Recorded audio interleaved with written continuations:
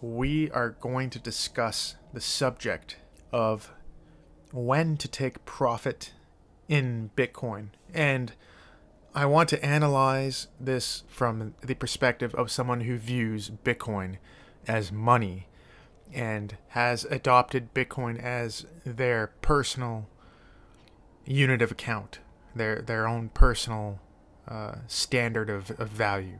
They have adopted Bitcoin as money. They use Bitcoin as a store of value.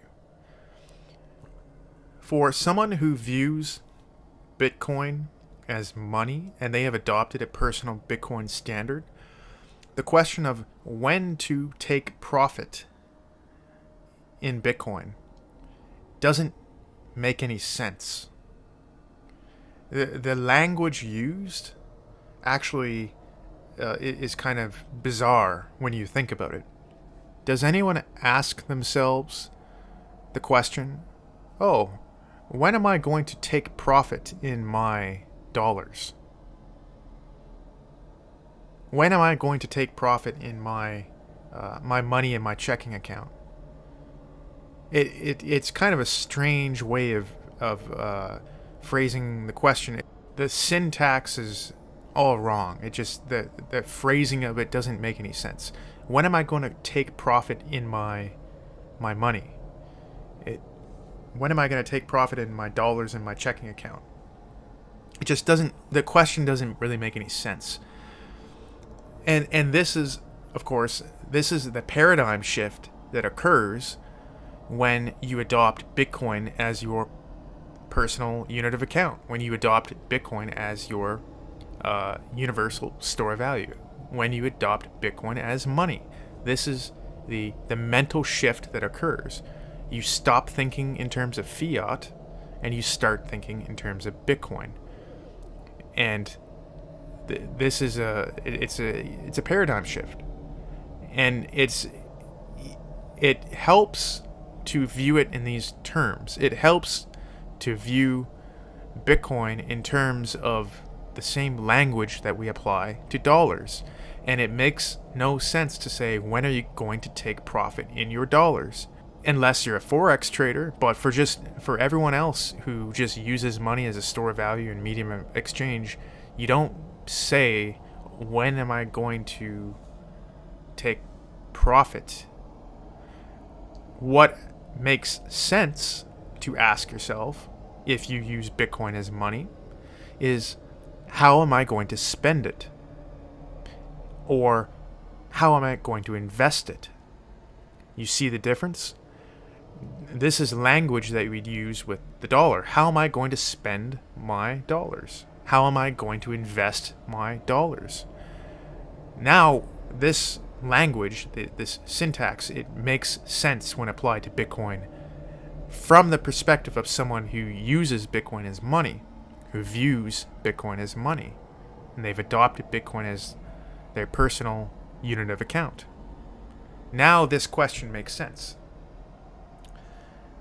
When am I going to spend my Bitcoin or invest it? Well, that's a question that each individual will have to determine for themselves.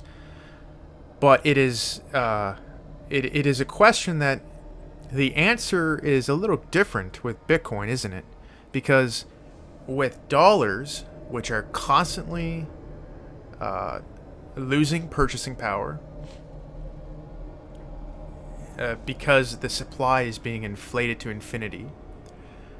With dollars, the answer to the question, what will I buy with my Bitcoin, often is, there's really no reason not to spend them. Because the longer you hold it, the more purchasing power you lose. So the question, how am I going to spend my dollars? Well, the answer often is quite frivolous, impulsive. The answer is to buy something that is probably also a depreciating asset, just like dollars. And with Bitcoin, the answer is a little different, because now you have to take into account that your money is deflationary. that your money is constantly, over the long term at least, gaining purchasing power. And when I say long term, I just mean just a few years. Holding it for a few years and you will have massively increased your purchasing power. That, at least, is what we have seen so far for the entire life of Bitcoin, and I predict that will continue to be the case. So the question, what will I buy with my Bitcoin? That is a question that can be answered, and the answer to it is going to be, well, you're probably going to only buy things with your Bitcoin that really matter to you. Things that you are willing to trade the future purchasing power of Bitcoin, the future value of Bitcoin. You're willing to trade that for some product or service today. And if you are willing to do that, it's because that product or service is something that either you really need and you simply cannot avoid buying it, or it's something that you really want. You really want, and you're willing to trade that future purchasing power for the item today. And that's a good thing. That's what we want to see with money. We want to see money that encourages people to really think hard about how they're going to spend it. Really make sure that what they buy is something that they really indeed need, or that they really want. And I don't mean impulsively want. I mean something that they truly value. I mentioned before, I don't limit the books that I buy. I buy books, and some books I pay very good money for. And even though I could have been putting that money into Bitcoin this whole time, and it would have considerably appreciated in value compared to the books, the value of the books that I bought, I don't care, because I place a premium on the knowledge and learning that I gained from those books. So for me, that trade-off made sense. I was willing to trade what could have been Bitcoin. I could have bought Bitcoin, but instead I essentially spent it. I spent that excess income on books. And that's for me. For some people, it won't be books. Maybe for some people, they will decide they are going to buy a box of cigars. And for that person, that is entirely justified. They know what they're doing. They know that they're trading the future value of their Bitcoin for a luxury item today that for them enriches their life. It's something that they really enjoy, and that's entirely fine. It's for each person to decide. So that is the frame of mind that you should be using with Bitcoin when you ask yourself, not what am I going to when am I going to take profit? You don't ask yourself that, because with Bitcoin as money, that doesn't make sense. Rather, it is, what are you going to buy? And the other question that you can ask with Bitcoin or any money is, how am I going to invest it? Because what is money? Money is when you generate value in the world, and then the world, the market, provides you, that it pays you for that value. You trade it, value for value exchange. And the universal object of trade is money. It is the most saleable good in a society or an economy. Money is that which can be traded for any good or service. It's universal. You can save your energy, your surplus value, in money. And the better the money, the longer you can save it without it degrading. And Bitcoin is the best money we've ever seen. You can store your labor, your value, without it being diluted ever. That's the radical edge that Bitcoin has on all other monies that have ever existed. So, having said that, you have money.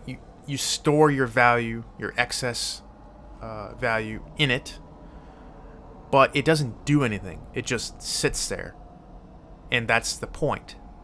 However, what you can also do with money, other than buy things, is you can exchange it for an investment asset. You can deploy your saved energy into a productive enterprise. You can decide that I don't want my stored energy to just sit there. I want to deploy it into the world, invest it into a productive asset. So instead of buying cigars or books, you're buying perhaps equity in a company, for example. And the calculation that you are making when you ask this question, how am I going to invest my Bitcoin? The calculation that you make is, will this investment outperform the increase in purchasing power that Bitcoin over the long term will experience due to its deflationary nature? That's the question you have to ask yourself. And for me, currently, there is no asset in the world that I believe has more potential than Bitcoin. I think that for me, Bitcoin, the potential for it to exponentially grow my purchasing power is such that no other investment currently can compete with it. So until that changes, until there is some asset that comes along that entices me to invest in it, that I come to believe has more of an ability to increase my purchasing power than Bitcoin, well, I'm just going to store my excess value that I've created in the world. I'm just going to store it in Bitcoin, in money, and that's it.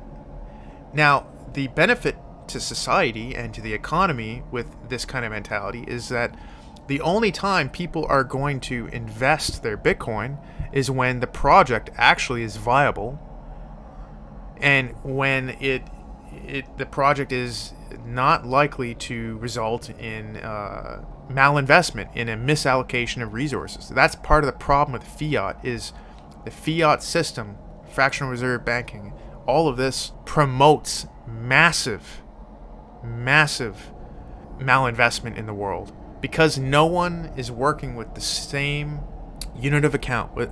Everyone is working with a measure of value that is constantly fluctuating, that the denominator is constantly changing. It's very difficult to make long-term economic decisions that are whose outcomes can be well calculated, and that's why there's so much malinvestment in bad debt and failed investments in the world, is because the money itself promotes malinvestment.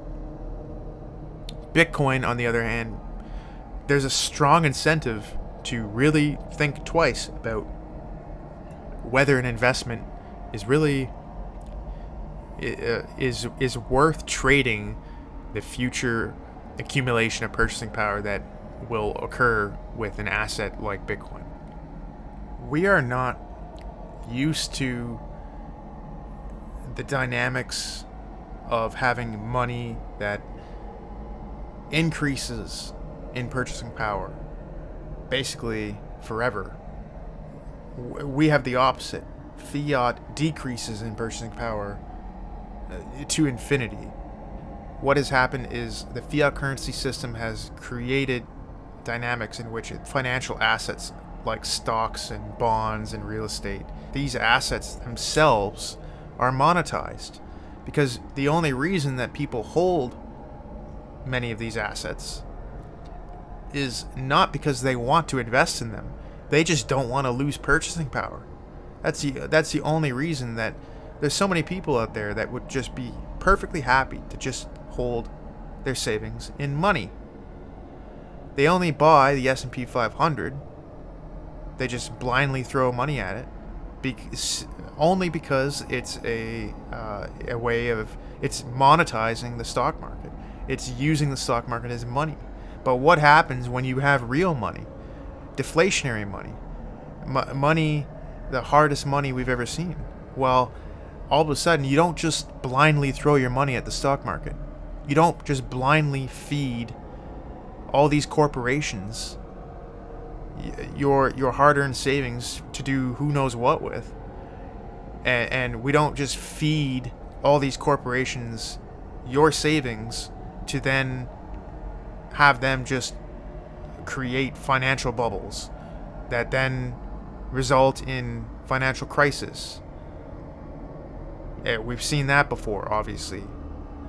So the whole dynamic of investing radically changes with Bitcoin, because now people just save their money in money. And if Wall Street wants your Bitcoin and they have an investment opportunity, they're going to have to make a compelling case for why you should trade your Bitcoin, which over time is going to appreciate in value and increase your purchasing power, and not just be inflated away. Your savings is not going to be diluted. Wall Street is not going to be able to rely on people just dollar cost averaging into stocks anymore.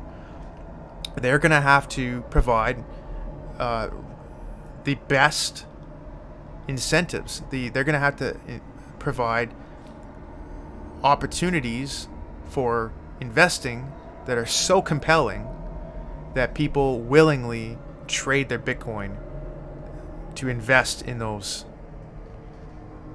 That's real capitalism. That is people allocating capital wisely in such a way that it increases productivity. It increases the net wealth of the world. It's not just throwing money into what amounts to basically a giant fiat laundering operation. This is capitalism on hard money.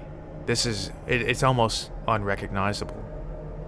And so until those kind of opportunities present themselves, I personally am quite content to just sit on my Bitcoin. And I probably will for a very long time, until I decide that there's an opportunity to invest it. Until then, I'm sitting on my money. With Bitcoin, you are in the position of power. You are not holding fiat, which is depreciating in value, and therefore you are desperate to throw it at any investment opportunity that has a chance of preserving your purchasing power. You are not in a position of desperation with Bitcoin. With Bitcoin, you can sit back and say, I am not going to invest until some things change about this financial system. I'm not going to invest until I have some assurances. I'm not going to invest until I see some fundamental changes in the way this system works. And for me personally, until I see some very fundamental changes in this economy, in this financial system, I have no incentive to invest really in anything else. And therefore, until that happens, from a position of power, I'm just going to sit back and hodl.